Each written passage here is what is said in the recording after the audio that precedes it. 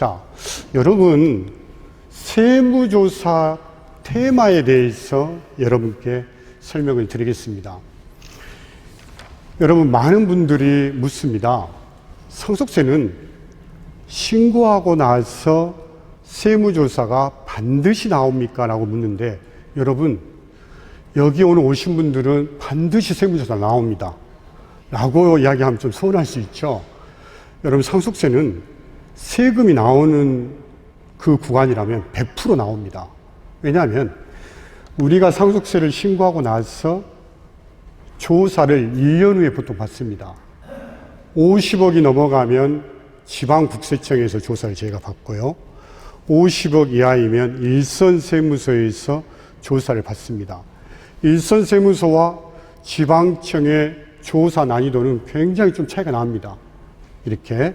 그래서 상속세가 나오는 사항이라면 세무조사 반드시 나온다. 왜냐하면 우리가 신고하는 이 신고서가 적정한지에 대해서 반드시 조사가 나와.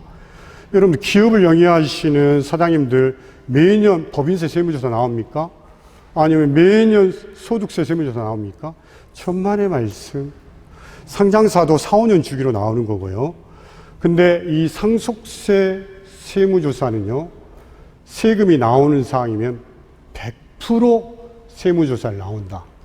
그래서 제가 신고서를 준비할 때 상속세 세무조사를 염두에 두고 상속세 신고나 조서를 꾸미고 있습니다. 자, 그래서 여러분, 이거 중요한 포인트입니다. 아버지가 아들에게 1억을 빌려줬고요.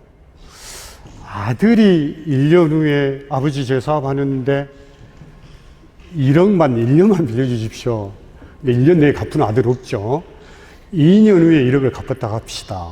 여러분, 아버지가 빌려준 이 1억을 아들이 1억을 갚았기 때문에 상세가 돼서 증여가 아니다. 문제가 전혀 없다. 1번. 2번은 이것도 증여요, 이것도 증여다. 2번. 여러분, 답은 1번입니까? 2번입니까? 예? 1번. 2번. 1하고 2하고 참 헷갈리게 들리네요, 제가. 예, 1번이에요. 여러분, 이게 너무나 중요해. 너무나 중요해. 모든 분들은 1억을 빌려줬고, 1억을 이렇게 갚았으니까 문제 없는 거라 보지 않습니까? 천만의 말씀. 천만의 말씀. 이것도 증여세요. 이것도 증여세로 봅니다. 왜냐하면 이 자금, 현금, 캐시라는 것은 꼬리표가 없기 때문에, 자, 일반적으로 증여자산을 반환하는 경우에는 증여세를 발생하지 않지만은 증여자산이 현금인 경우에는 이 규정을 적용하지 않도록 되어 있습니다. 이 1억이 아버지한테 받은 1억이 그대로 있어서 그 1억이 상환이 되는 게 아닙니다.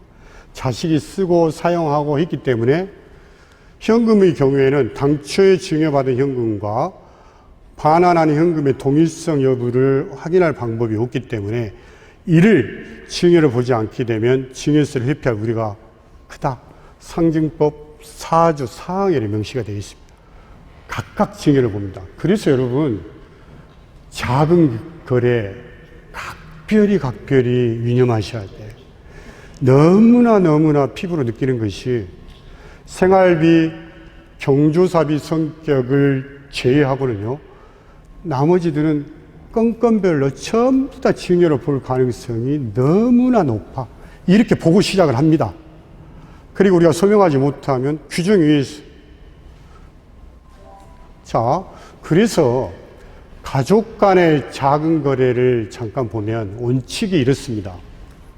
자, 여러분들 가족 간 직접 자금 이체는 각별히 주의하셔야 돼요. 여러분, 10년치 통장이 전부 다 비상속인, 상속인 통장이 오픈이 되는 상황에서 직접 이체한 것들을 전부 쇼팅해서 서명을 해야 됩니다.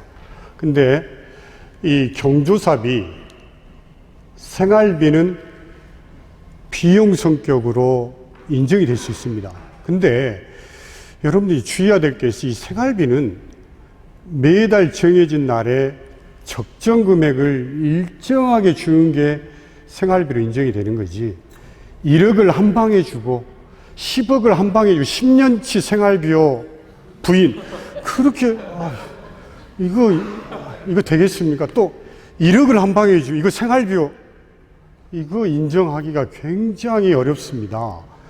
매달 생활비는 일정하게 정해진 날에 주시면 생활비로 인정이 될 수 있는데 한 방에 준다든가 굉장히 어려운 일이다. 또 어떤 분 묻습니다. 그럼 생활비의 적정 수준은 얼마입니까? 저한테 많이 물어보는데 생활비의 적정 생활 기준은 상속증여세법 시행규칙 몇 조 몇 항에 있습니다. 있습니까, 여러분? 천만의 말씀. 각각의 생활의 여건이 틀리고 환경이 틀리기 때문에 얼마까지 적정 생활비다 규정을 할 수가 없는 거죠. 그리고 여러분, 어떤 분은 또 그렇습니다. 생활비를 받아서 그것을 아낀다고 몇 년치 생활비를 계속 모아가지고 저축을 해버린 거예요. 여러분, 그 생활비입니까? 그건 배우자 적금이죠.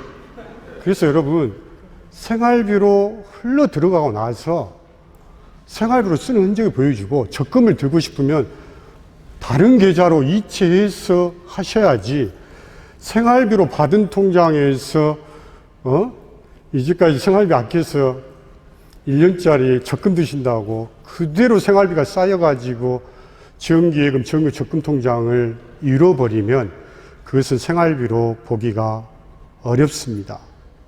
그래서 생활비는 매년 정해진 날에 적정 금액을 일정하게 주는 것이 맞고요. 이를 받은 배우자께서는 그 통장에 쌓아두지 마시고 조금 쓰십시오. 조금 쓰셔야지 생활비 통장이나 적금 통장으로 만들지 말라는 이야기입니다. 쓰시고 남은 자금들을 다른 통장에 이체하셔서 그렇게 하셔야지 명분이 되지 않겠습니까? 그 다음에 큰 금액, 제발 이야기하는데 1억짜리 한 번에 주면서 생활비요 1년 동안 쓰시오 그렇게 하지 마시고 매달이 좀 적이면 분기에 한 번 정도 자금을 이체하셔서 생활비 명목을 쓰게 하는 것이 생활비를 소명할 수 있는 좋은 방법이라는 생각이 됩니다. 그 다음에 이 축하금 경조사비 있습니다. 이거 부모, 할아버지죠. 할아버지가 손자녀들한테 그 애국에 예를 들어서 입학을 했다든가 아니면 훌륭한 대학을 들어가면 예쁘니까 500만 원, 1000만 원씩 주는 케이스가 굉장히 많습니다. 500만 원, 1000만 원, 2000만 원, 또 해외로 나가는 경우에는 1년에 한 1억 정도 들지 않습니까? 이것을 지금 할아버지가 학비를 대주는 거, 이것은 원칙은 증여로 봅니다.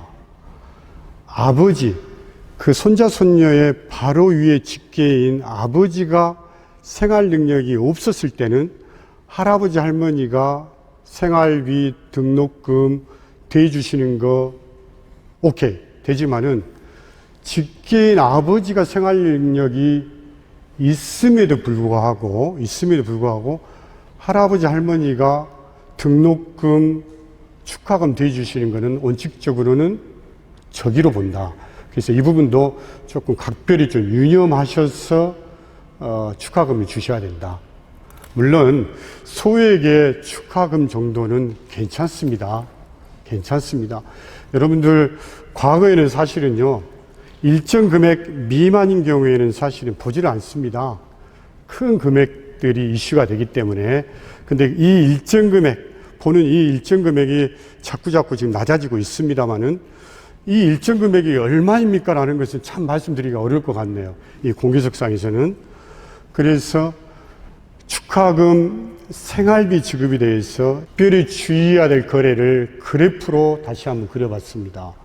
어떤 그래프가 나오느냐면 이런 그래프가 나옵니다. 여러분,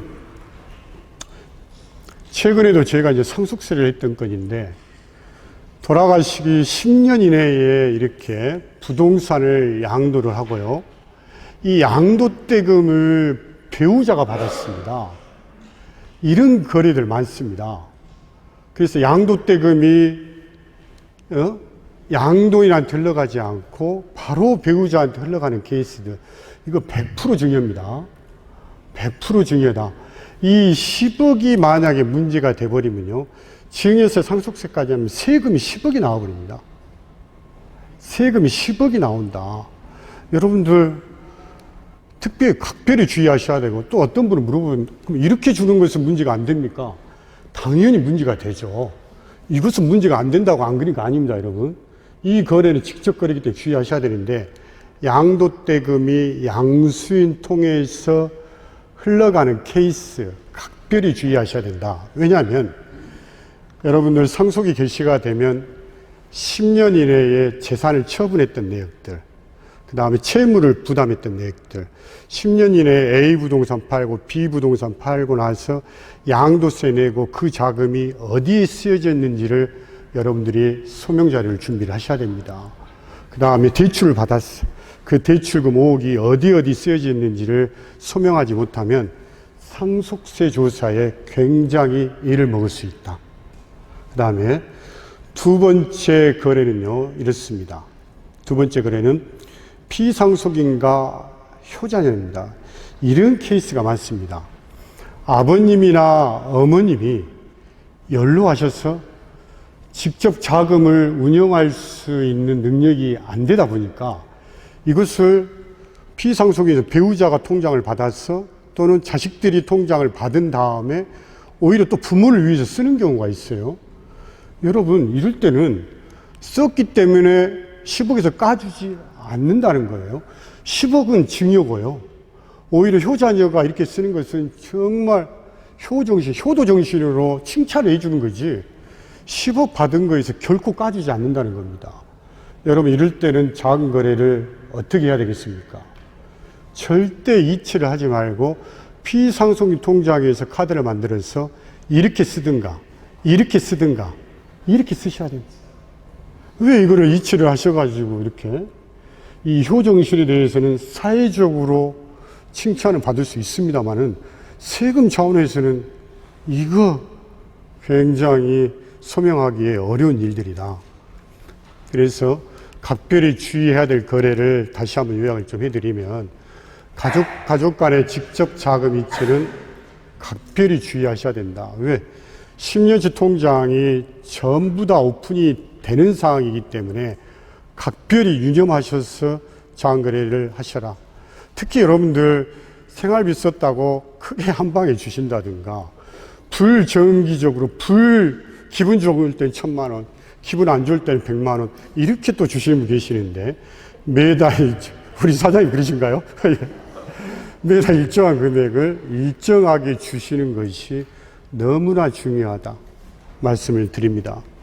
자, 그 다음에 부모 자식 간의 자금 거래가 증여가 아닌 차익 거래. 여러분, 우리는 이렇게 이야기합니다. 아버지가 저한테 빌려준 것이지 증여한 것이 아니다고 주장을 합니다.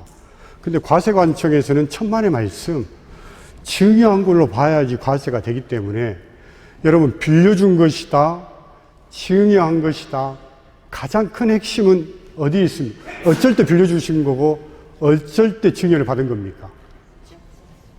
여러분, 차익 거래는 반드시 무엇을 주고받아라? 동영상 보셨죠? 무엇을 주고받아라? 이자. 서로 계약서를 쓰고 공증을 받았느냐? 결코 중요하지. 여러분, 특수관계자 계약서 쓰는 게 뭐가 어려워요? 소급해 쓰면 되는 거고, 이자를 주고받는 게 너무나 중요하다. 이자를 주고받으면 빌려준 것이고, 그렇지 않으면 증여한 것으로 보도라는 겁니다. 그러면 이자는 몇 프로를 주고받아야 됩니까? 예? 법정 이자율. 법정 이자율 몇 프로, 사모님? 4.5? 4.6%. 예. 아까 2.1%는 연분연납에 따른 이자율이고요. 여러분, 그 법인세의 가지금 인정이자율 4.6%를 그대로 수록되어 있습니다. 그래서 1억을 증여한 것이 아니라 빌려준 것이다 주장하기 위해서는 4.6%의 이자를 주고받는 것이 맞다. 그러면 매달 40만 원 이자를 주고받는 거. 1년에 460만 원, 매달 40만 원 이자를 주고받는 것이 적정하다. 그럼 어떤 분 묻습니다. 50만 원, 60만 원 100만 원 주고받으면 어떻습니까? 그러면 그 차이 나는 부분만큼만 증여세 문제가 발생이 되는데 그 차이 나는 크지가 않다면 괜찮다는 거예요. 꼭 4.6% 해야 됩니까? 라고 이야기하는데 그렇게 또 복잡하게 사실 필요 없고요. 4.6%에 근접해서 이자를 주고받았느냐, 이자를 주고받았으면 차익거래요, 그렇지 않으면 증여거래로 보겠다라는 겁니다. 자, 상속세 세무조사 파트에서 가장 중요한 부분만 다시 한번 여러분께 정리를 좀 해드리겠습니다.